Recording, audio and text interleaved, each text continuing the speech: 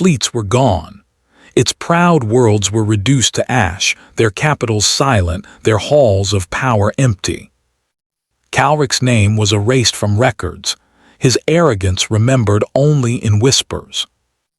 In the smoldering ruins, refugees and survivors spoke softly, never raising their voices. Among them, a phrase began to spread, hushed but carrying farther than any broadcast. Never provoke Earth again. For the galaxy had learned the truth. Humanity's patience was vast, like the dark between stars, but their vengeance, once awakened, was infinite. And in the silence that followed the fire, every empire trembled, knowing that if they ever dared test Earth again, the answer would not come in words. It would come in fire. The night sky above the colony of Reamer III burned like a funeral pyre. It began with laughter, alien laughter, cruel and self-satisfied. The Zir Collective, a reptilian empire with scales of obsidian and pride thicker than armor, descended upon the human colony without warning. The Zir commander, Lord Vihalik, stood at the helm of his flagship, watching the bombardment unfold. Pathetic primates, he hissed, mandibles clicking in amusement. They spread like vermin across the stars, yet they cannot defend what they claim. Reamer III had been no fortress. It was a settlement of farmers, scientists, and families, 200,000 souls who believed their distance from the galactic core spared them from violence. The Zir made sure to shatter that illusion. Orbital strikes rained fire onto the domed cities. Towers melted into rivers of glass. The screams of civilians echoed across comms before being silenced one by one. Children were dragged from shelters, their terrified faces recorded for broadcast. The Zir fed the footage across their networks, declaring it proof that humanity was weak, unworthy of the stars. Send the message, Vihalik ordered. Let Earth know their reach ends here. Their colonies are but insects beneath our claws. When the bombardment ended, nothing remained but smoldering ruins. Reamer III was gone, its silence a monument to Zir cruelty. And yet, silence does not last forever. The mockery of victors. In the Zir capital, the lords of the empire toasted to their triumph. Banquets were held in their halls of black stone. They passed around trophies taken from the colony, human artifacts, charred fragments of clothing, and even recorded pleas for mercy. They played them for amusement, mimicking human voices in tones of mockery. They beg, they whimper, they break, one Zir noble sneered, raising a chalice. This is the species Earth claims will shape the future, ha! Around them, laughter erupted, rasping, grating, merciless. The Zir Council broadcast their victory not just to their citizens, but to the galaxy. They wanted all to see the futility of human resistance. Other alien powers watching from afar whispered cautiously. Some believed the Zir were right. Humanity was too new to the stars, too restrained by notions of peace. Others felt uneasy. Humanity had always been patient, deliberate, almost unnervingly quiet in galactic politics. But the Zir were not afraid. Their arrogance was absolute. They will do nothing, Lord Vihalik declared to his peers. Earth hides behind treaties and diplomacy. They lack the claws to strike back. At most, they will complain, whimper, perhaps retreat further inward. The chamber erupted in agreement. They celebrated, blind to the storm they had already summoned. The silence before the fire. For weeks after Reamer III, the galaxy held its breath, waiting for Earth's reply. And Earth said nothing. No fleets mobilized publicly. No declarations of war thundered across the stars. No human envoys stormed into galactic assemblies demanding retribution. Silence. The Zir mistook it for fear. See, Vihalek hissed to his commanders. They cower. They will hide within their little cradle world and hope we forget them. The humans are broken. But silence is not surrender. Silence is waiting. Silence is sharpening the blade before the strike. Then one night, across the void, the silence broke. It began as a whisper across comms. A single transmission broadcast not just to the Zir, but to every listening ear in the galaxy. The message was simple, spoken in a voice cold and steady, unmistakably human. We heard you. The word spread like wildfire. Stations replayed it in endless loops. Fleets across neutral space shuddered. The Zir laughed at the cryptic statement, but others understood. It was not a threat, it was a promise.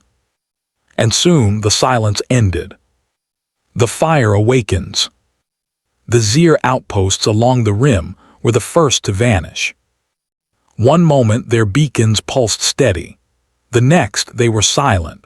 Patrols sent to investigate found nothing, just empty stations, still warm from power cores devoid of life. Entire garrisons erased without resistance, as if they had been plucked from existence.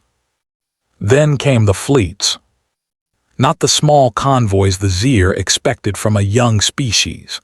No, these were armadas the size of nations, ships bristling with weapons no one had ever seen.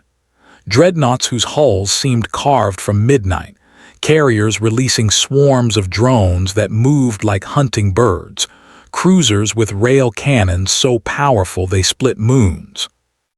The humans had been building in silence, waiting, preparing. And now the galaxy saw the fire they had hidden. The Zir scrambled to meet the invasion. Their fleets, proud and battle-tested, surged to the defense lines. At first they believed they could hold. Their numbers were vast, their technology advanced. But when the first battle came, belief turned to terror. The humans did not fight like the Zir. They did not posture, did not roar, did not broadcast threats or boasts. They descended in silence, weapons unleashed in perfect synchronization. Entire Zir fleets were reduced to drifting wreckage in minutes. On the comms, a single human voice echoed, chilling in its calmness. Reamer III, we do not forget.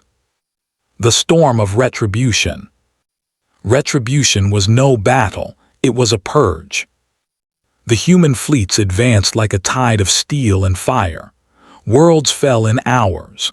Planetary defenses, long believed impenetrable, crumbled before kinetic strikes that shattered continents. Orbital cities were torn apart, their fragments raining down upon the worlds they once protected. Everywhere the humans struck, they left one thing behind: silence. Zir commanders pleaded for reinforcements. They screamed over broken comms, calling for allies. None came. The other empires watched, frozen, unwilling to stand between humanity and its vengeance. On Zir colonies, civilians looked to the skies in horror as human war machines descended, massive walkers striding through ash, soldiers in armor like living nightmares. They fought with precision, not cruelty, but their relentlessness was worse than savagery. The Zir realized too late, humanity was not new to war. They had carried that legacy with them from Earth's blood-soaked history. They had simply chosen restraint, until now. And when restraint was broken, nothing could stop the storm. Lord Vihalek himself, once boastful and proud, found his fleets collapsing around him. His flagship shuddered under human bombardment, hulls cracking, fire spreading across decks. He tried to rally his soldiers, shouting of Zir pride, but their voices trembled.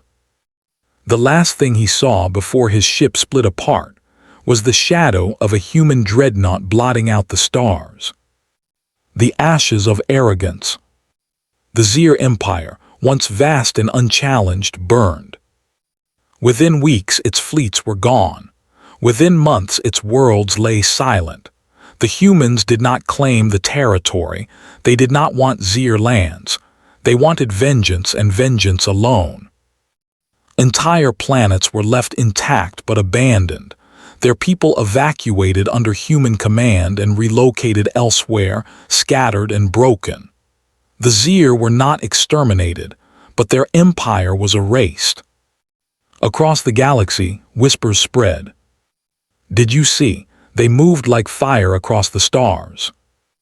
They were silent, and then they struck. Never provoke Earth, never again. In the halls of power, alien leaders looked at one another with unease.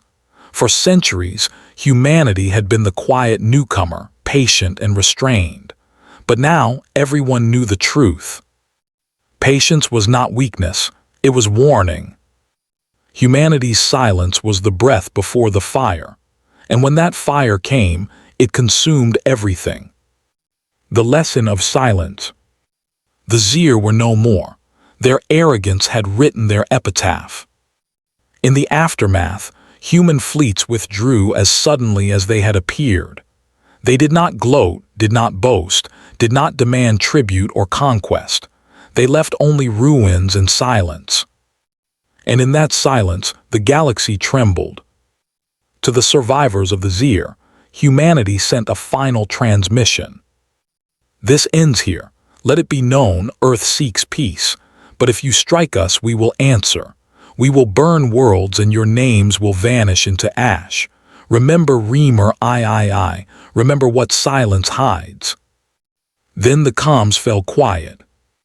The galaxy listened, and the galaxy remembered. And in every corner, in every council, in every whispered conversation, one truth spread like a shadow. Never provoke Earth again. Because from silence to fire, humanity's retaliation is the last thing you will ever see. The skies over Tarshek burned with human screams. The Dravari armada descended without warning, jagged warships piercing the colony's orbit like serrated blades. The humans of Tarshek, a thriving agricultural settlement on the galaxy's edge, had no weapons capable of defying